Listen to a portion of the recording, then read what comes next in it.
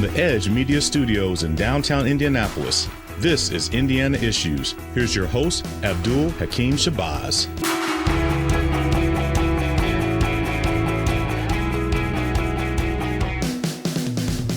Hello, and welcome to Indiana Issues, a public affairs program where we take a look at the big issues and sometimes the small issues facing Hoosiers here in the state of Indiana. Our guests today are Libertarian Mark Rutherford, Democrat Lindey and Republican Ali Bartlett. Well, today on the program, Mitch Daniels and Victoria Spartz take a pass on public office, and also we'll take a look at what's going on in the Indiana General Assembly.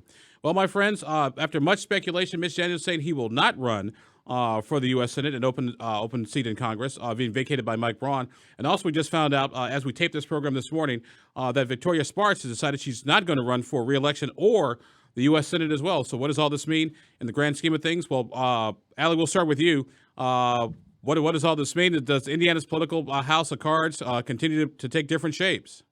Yeah, I think this is a big week for Republicans finding out who's not running for office.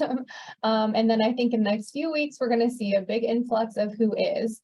We were just having a conversation about the likely influx of candidates to come in the 5th congressional district. I think the Mitch Daniels announcement wasn't a total surprise. There was a lot of speculation that he might run. I think there was a lot of wishful thinking that he might run from some people, but the announcement just kind of solidifies that, and I think puts Congressman Banks at the forefront of that race at this point. We've seen more endorsements coming his way this week, and so I think we're going to start to see that playing field level out for the Senate race. But then again, like you said, we have his congressional seat in the 3rd and the congressional seat in the 5th now, and we're going to see an influx of who's running for what in the next few weeks. Lindey, what do Daniels and Victoria Spartz's sort of non-entry sort of mean for Democrats? Can Democrats be more competitive in the 5th? I know the 3rd would be a little tricky for you folks. Democrats can always be competitive. It's whether they have the money to do so. That's always the question, and being able to do more with that money that you can actually raise in those districts is the key. So yeah, those are exciting races to follow. Right now, I think we're just enjoying the kind of clown show we're seeing unfold in front of us. I do think it's unfortunate that Mitch dropped out. I think he would have been a great U.S. Senator, despite my ad nauseum ditch Mitch sign behind me, but I do think he would have been a great U.S. Senator. I'm sorry to see him drop out. I worked in the State House when Governor Daniels was a thing and enjoyed that type of spirited camaraderie on the 3rd floor as well as the 2nd. So great leader. Sorry to see he dropped out. I couldn't say the same for Congressman Banks, not a fan favorite of his. I don't think that's any secret. But I do think it's up to Democrats to launch some really awesome candidates, and we'll see what happens. Mike, I want to read you a statement that Governor Daniels said, with full credit and respect for the institution and those serving in it, I conclude that it's just not the job for me, not the town for me, not the life for me I want to live at this point.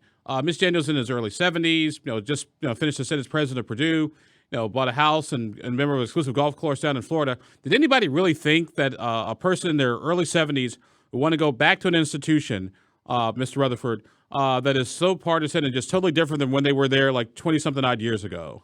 Oh my goodness! I'm not surprised he made the decision he made. Now he's a man who likes to look at things, look at opportunity. He did the look-see, for lack of a better term, to see what was going on, who supports him, what's going on there. But I'm not surprised by his ultimate decision. At 70 years old, seniority is such an important thing in the Senate. I think it's a little to the extreme now, unfortunately, but it is what it is, and he's 70 years old, 72, and 6 years from now, he's just now beginning to be able to go be with the big guys in some of the committees, maybe. You need to get into that 2nd term, and he would then be in his late 70s, and he's got things to do, and you've got to think about that. He would have been a great senator, I think, in almost every political stripe. There are people who say, well, yeah, I kind of like, we had some disagreements, but he runs things. He has a spirited camaraderie. Lindey just said that's a good way to describe it. And people kind of like working with him. Not everybody, but most people did. And so there's disappointment. It was wishful thinking. I am not surprised at all he made that decision. There's a lot of things that he can do that could have as much influence, if not more, probably, than being a U.S. senator and having the resume of Mitch Daniels. Ali, I want to get your thoughts on Congresswoman Spartz' decision to not run. And here's what she had to say. She said, it's been my honor representing Hoosiers in the Indiana State Senate and the U.S. Congress, and I appreciate the strong support on the ground. 2024 will mark 7 years of holding elected office, over a decade in Republican politics. I won a lot of tough battles for the people and will work hard to win a few more in the next 2 years. However, being a working mom is tough, and I need to spend more time with my 2 high school girls back home, so I will not run for any office in 2024. Ali, what are your thoughts on Victoria Spartz and her rationale, at least her public explanation, for not running again? Yeah, this was a big surprise to me today, personally, when I saw the news drop. I think Congresswoman Spartz has been, since she was in the state Senate, somebody who's been seen as very ambitious. She likes to be out in front on issues. She's never shied away from an opportunity to share her perspective publicly. And so I think this came to a lot of people as a surprise. And it wasn't actually something that I don't think it was something people were planning on. I think if anything, people planned to see her announce a possible run for U.S. Senate. And that would have opened up her 5th district seat. So I think that seat has been on the minds of Republicans for that reason. But I did not see this coming with her announcing, that she's not going to be running for anything at all. I think Lindsay's a working mom. I'm about to be a working mom. I can't imagine that feeling. And so I don't think we would fault her for that. But it was a big surprise. Lindsay, your reaction on Congresswoman Spartz deciding not to run again, and basically saying she wants to spend time with her high school girls? It's got to be frustrating. I have 4 kids. I try to make it every day to the legislature that I can, but that's a 20-minute commute.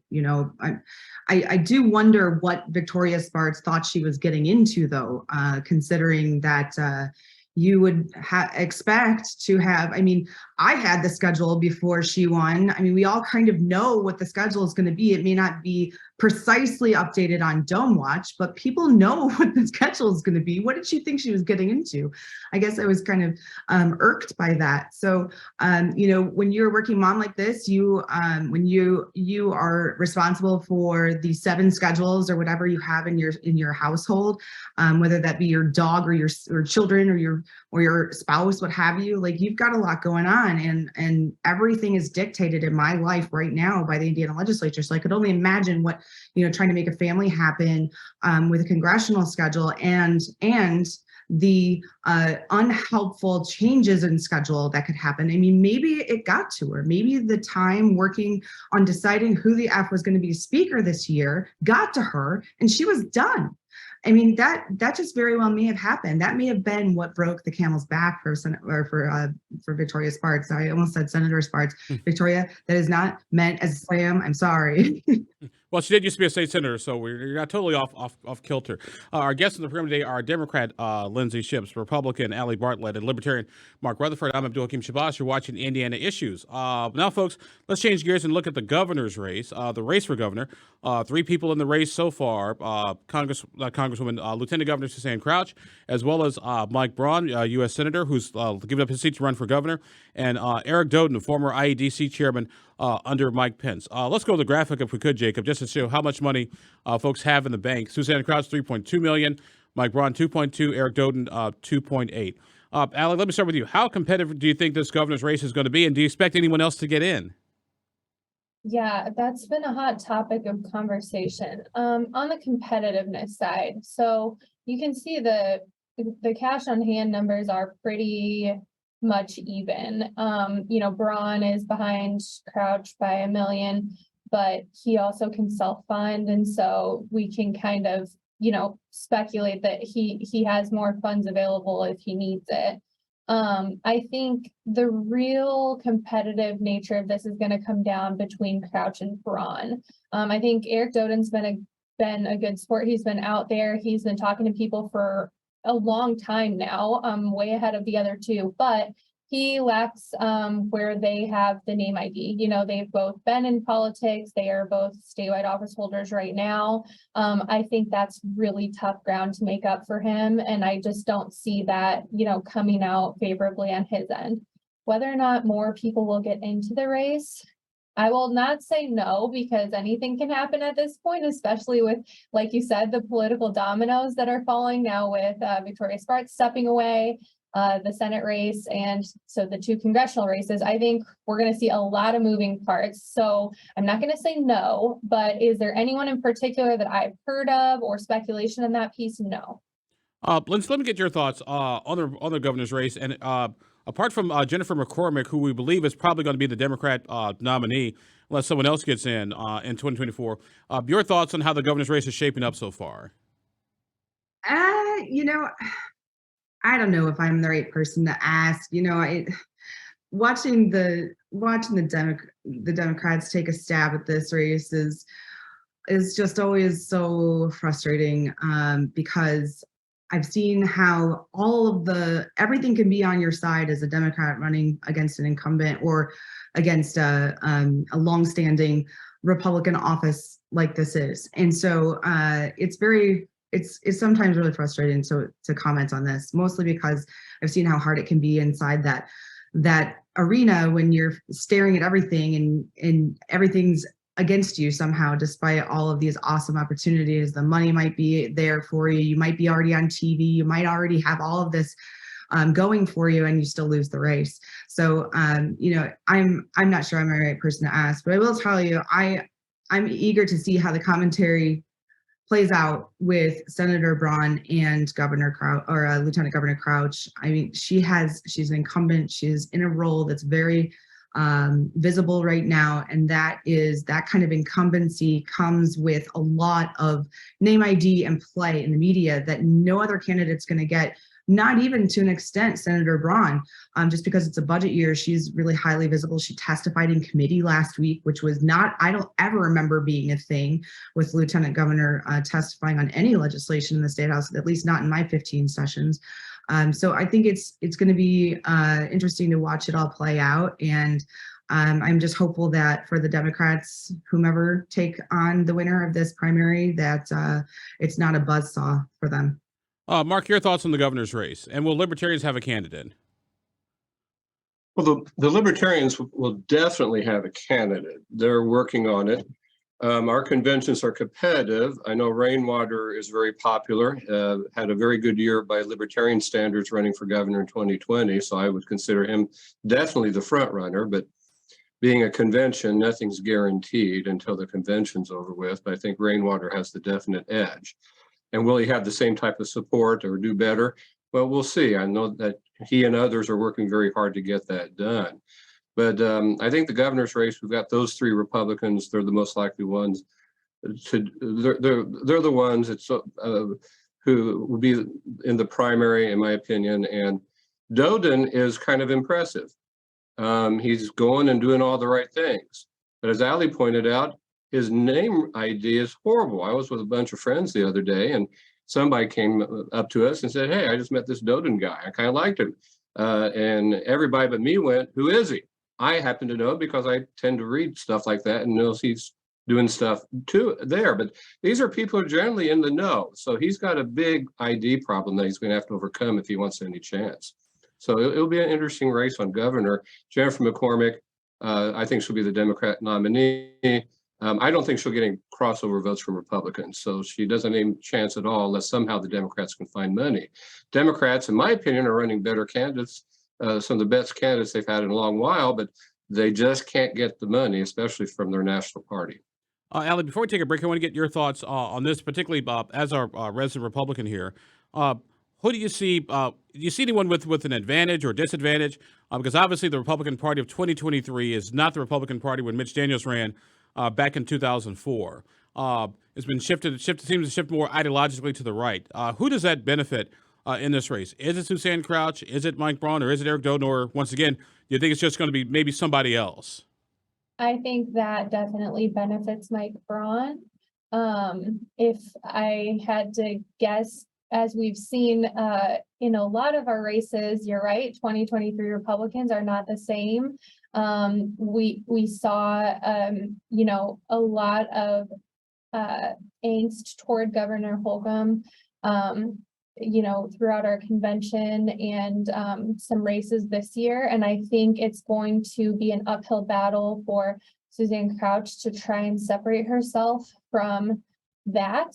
Now, they don't get me wrong, they're very different people. They have very different perspectives. We kind of know that as people who operate in this space. But I think, her affiliation with him is going to be something that she's going to have to fight tooth and nail to overcome. And we've seen in some of our races, even from this year, that can be a killer for 2023 Republicans in Indiana. You're watching Indiana Issues, the public affairs program. We'll go beyond the headlines and sound bites, talk about the big issues in detail and in their entirety. We're going to take ourselves a quick break. When we come back, we'll get an update from our panel. What's been going on in the Indiana General Assembly lately, and what can you possibly expect with your property tax bills, as they're expected to increase an average of 18%. You're watching Indiana Issues. I'm Abdul-Hakim Shabazz. We'll be right back.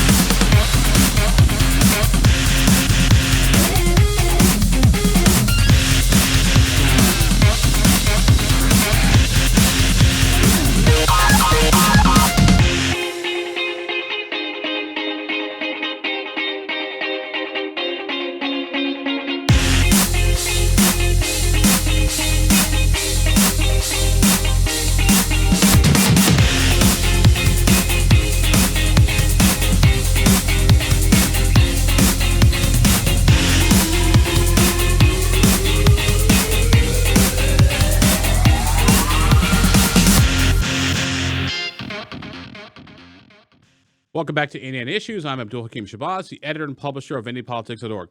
We're about a month or so into the Indiana General Assembly. Lawmakers are still working to craft a budget, but there's still lots of other issues. The governor's health care plan, property tax relief, whether school board elections should be partisan. So we continue our conversations with our guests, Libertarian Mark Rutherford, Republican Ali Bartlett, and Democrat Lindey Ships. Let's start with the big property tax issue, folks. That's obviously going to be a major deal. There's some legislation out there right now that would lower the 1% cap on property taxes to 0.9%, then ease it back up over time.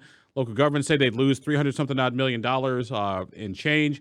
And by the way, there would be no property tax relief per se in May because the bills are being put together and the rates are being done. So the earliest this could happen would probably be October. Ali, we'll start with you. Do you think Republicans will be able to get this property tax issue figured out? So this has obviously been something that's been discussed before in the legislature. It's probably something that's always going to come up. I don't know if there's going to be enough consensus on this proposal to get it through in the state that it's in right now. I think, the municipalities, like you pointed out, have a very strong voice at the state house. And I think there has to also be consensus between the House and the Senate that I don't know is there to get something like this through this session. There may be some version of this that gets through, but in the way it is right now, there would have to be a lot of agreement between the two chambers that I don't know will work out in the end on this topic. Lindey, you were just working the state house when Democrats were in charge. You think they'll be able to get this property tax issue worked out, or is it just something who's just going to have to deal with? I mean, the last time we saw property tax reform enacted in such a meaningful way as perhaps this bill suggests, which has not been voted on yet. So that's important to understand that Ways and Means yet did not act on this bill this week, but it was simply discussed. So the conversation is still going. I mean, a lot of people testified in opposition to this bill this week. I mean, it was $364 million that local school corporations are slated to lose. So that's such a huge chunk. That's just, to do that in pay to 2023 is just ridiculous to think about affecting a revenue stream like that kind of at the last minute. At least that's the way I would view it. If I were a school official that had already budgeted out a whole year and the next year, and you're thinking about plans forward and carrying out your strategic vision that you're for your school corporation that you've already implemented, and that's just putting too much on school officials to yank out, and I know that's supposed to be a reduction in the increase. That's how it's been pitched, right? That's how they're selling this, is that it's simply a small reduction in the increase we were already supposed to provide you or slated to provide you. But I don't think that's enough. I'm sick of this legislature robbing Peter to pay Paul and telling people we're giving you a 2% decrease here while you're giving me a 20% jacking my rates up there on another issue at the same time. So I won't be lectured to by the House leadership right now on these issues with funding and revenue streams that are movable monopoly money to these people. Mark Rutherford, your thoughts on Indiana lawmakers and property taxes? Is it just the market forces at work, and we just got to live with it and just work our way through it, or is there something they could literally do? Well, I'm not trying to be an alarmist here, but I see that this can lead to the things that led to Mayor Ballard being elected in Indianapolis several years ago. A lot of people, property taxes, people like taxes, in my opinion, when they're stable, predictable. Sometimes they go up, sometimes they go down, but it's never too extreme one way or the other. There is a huge chance here that people are going to have a lot of shell shock, and part of it is of their own doing. They started buying houses for lots of money and lots more they ever paid for. The house I live in, boy, we got lucky. We just sat there and it appreciated by value by about $130,000 in 2 years. Our property taxes are going up. There's no two ways about it. And a lot of people are going to have that happen, and they're not going to like it, and they're going to be very, very upset. I see some effort of the General Assembly to deal with that, but the way they're dealing with it, I'm not sure it's going to take care of the problem. And here's the problem with property taxes. If they're not predictable, people get mad, and it's hard to tinker with them. Every tax has problems when you tinker with it. And so I don't know if they're doing the right tinkering that's going to solve the problem, because they might make the taxpayers happy, but the school systems are going to be very unhappy, and the municipalities are going to be unhappy, and they have a huge voice in the legislature. Alan, let me get your thoughts on this, because once Hoosiers start getting their property tax bills in March, who are they going to blame? Because obviously the market forces, the pandemic, the supply and demand has increased property values, but also it's based on what local governments do with their budgets. Who gets to blame for this? Or is it just one of these things that unfortunately there's really nothing anybody can do about right now? I was thinking about this earlier because I live in Marion County. I live downtown. And so, we see this type of thing happening. And I think people tend to place blame on the local governments and may not understand the entire structure. And, they want to blame someone when they get those bills in the mail. I think the initial inclination is to blame local government. I think there are people out there that will blame the state, and usually when people blame the state, it starts at the top, rightly or wrongly. But I think I tend to think, just based off my own personal experience and talking to friends and neighbors, that the initial blame gets placed on the local governments. Lindsay, let me get your thoughts. Who gets to blame, and how do local governments, sort of deal with this? Like, hey, folks, it wasn't us. It just market forces at work. I don't think folks give it that much time to gel on putting their thoughts. I think they're just ready to, I was there in 2007 watching this unfold. At that time, I lived very close to where these protests would happen, with all these white people upset that their property taxes were, quote, out of control up in Meridian Kessler. And it was something to behold. But I'll tell you, it got a law passed, and the House Democrats made sure that the checks were in the mailbox. There was an actual physical check in the mailbox to make sure people had relief, much like we've seen other administrations do in the recent past. But I do think that that it's going to be a significant thing.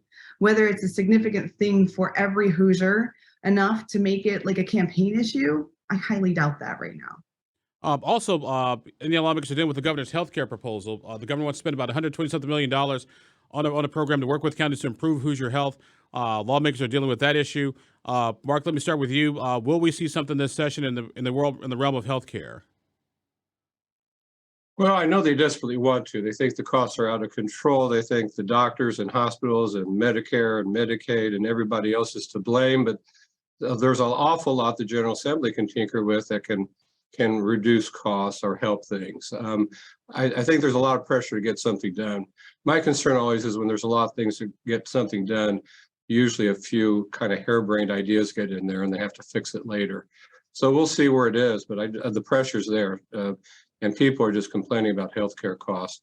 Everything we do tends to make it more and more expensive, and less control for the patient is what I hear. And that's a concern. They're going to have to deal with it and do something, I think, not just to do something, but to do what they can to try to make it more affordable for Hoosiers to get good quality healthcare. There's another issue out there. Ali, I want to get your thoughts on this one. And that issue is the issue of partisan school board elections. Basically, when you go vote in the primary, which we've got coming up here, either run as a D or an R or an L or as an independent. Right now, school board elections are nonpartisan. Is it a good idea to make school board elections partisan? Oh boy, this is a big hot topic right now. And I think it's going to draw a lot of attention to Indiana if we were to pass this, because this has been a hot topic for a long time now, right? Like a couple of years. As you know, we had the CRT debate. We've talked about trans issues in schools. This, I think, is kind of the fallout from all of those discussions. I do not want to rule out that this might be productive. I think, and this is my personal opinion, that that helps to give some color to, who we're voting for a school board.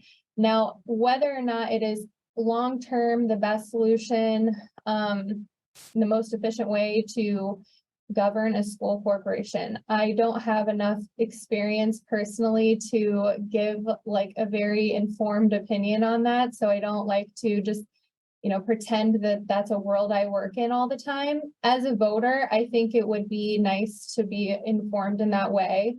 But again, I don't, I also don't want to speak for the folks that have to be the ones in the schools running and operating them at the mercy of the school board.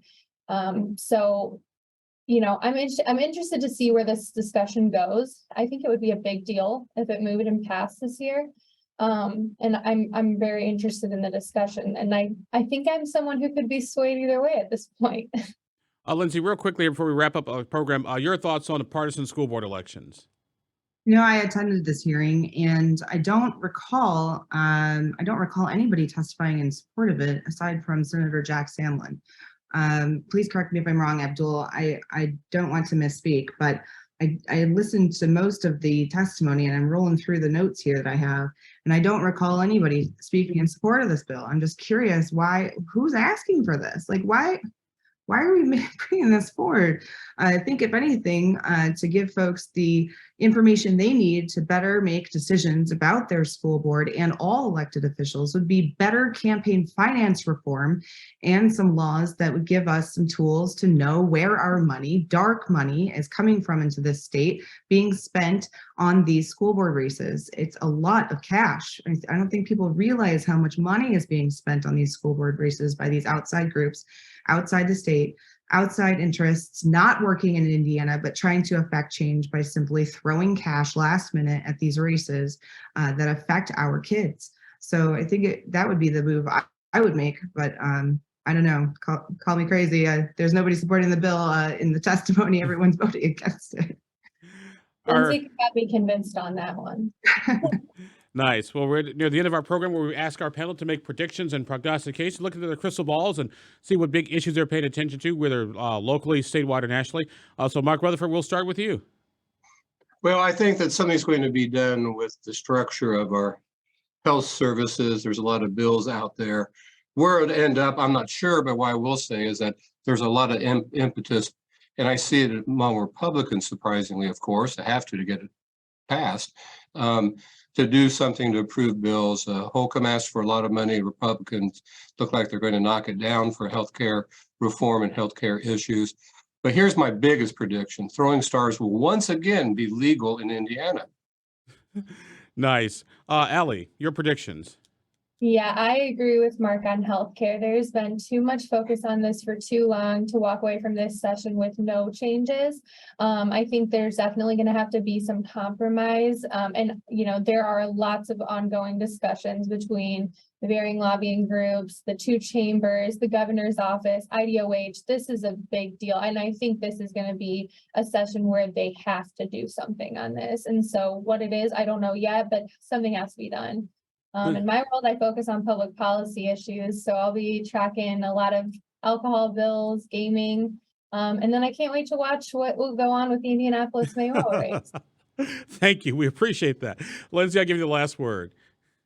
Oh, I don't have any big predictions. It's only week 4 of the legislature, man. I don't have a crystal ball, but I do think one of the best things that happened this week, I'll give you a winner and loser for this week. How about that?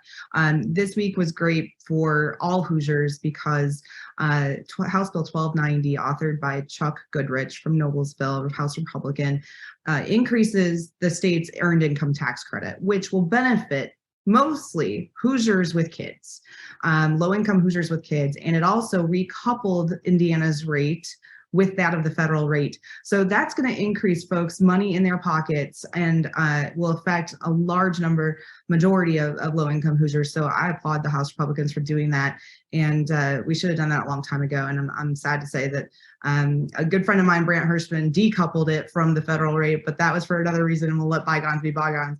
But I think that was a great thing to happen. So I applaud the House Republicans on moving 1290 forward. All right. Well, our guests on the program today have been Libertarian Mark Rutherford, Democrat Lindsey Ships, and Republican Ali Bartlett. I'm Abdul-Hakim Shabazz, the editor and publisher of IndyPolitics.org. We appreciate you all being with us, and we thank our friends here at the Edge Media Studios in downtown Indianapolis for presenting this program today. Thank you all very much for being with us, and we'll talk to you next time on Indiana Issues.